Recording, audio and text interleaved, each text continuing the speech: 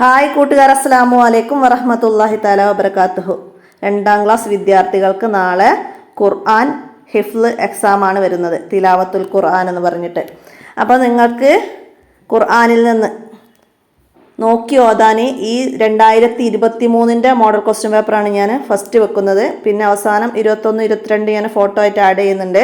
അപ്പോൾ നിങ്ങൾ മനസ്സിലാക്കേണ്ട, നിങ്ങൾക്ക് നോക്കി ഓതാനുള്ള സൂറത്തുകൾ മാറി വരാം. അപ്പോൾ ഇതിലുള്ളത് പോലെ വരൂല.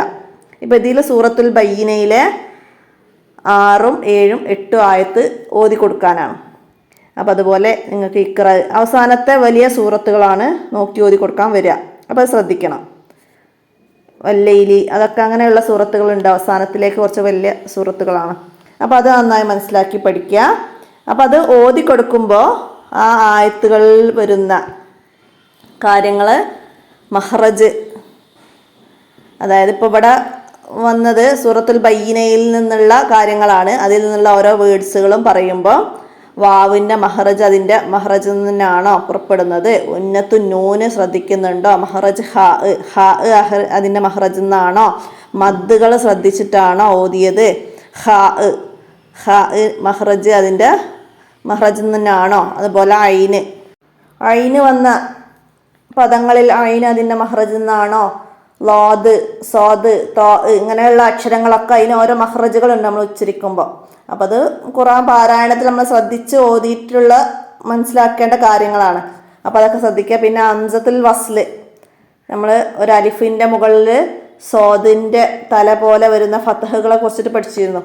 അപ്പോൾ അത് വരുമ്പോൾ ആദ്യത്തിലാണെങ്കിൽ നമ്മൾ അവിടെ ആ എന്ന് പറയും, ഇടയിൽ വരികയാണെങ്കിൽ നമ്മളത് ഉച്ചരിക്കാതെ അടുത്ത അക്ഷരം ചേർത്താണ് പറയുക. അപ്പോൾ അതൊക്കെ ഹംസത്തുൽ വസ്ല് ശ്രദ്ധിച്ചാണോ ഓതിയത്. പിന്നെ ഹാ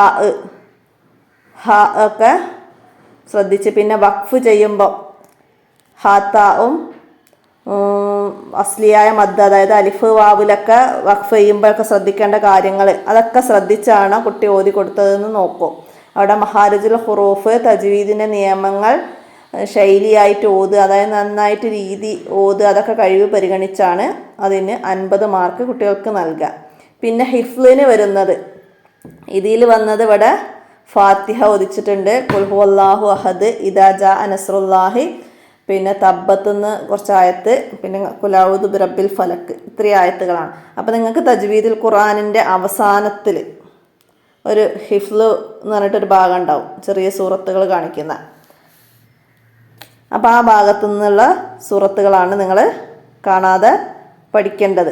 കുല്യായുൽ കാഫിറൂൻ വരെയുള്ള ഭാഗമാണ് നിങ്ങൾക്ക് ഹിഫ്ലിന് 2ാം ക്ലാസ്സിൽ ഉണ്ടാവുക.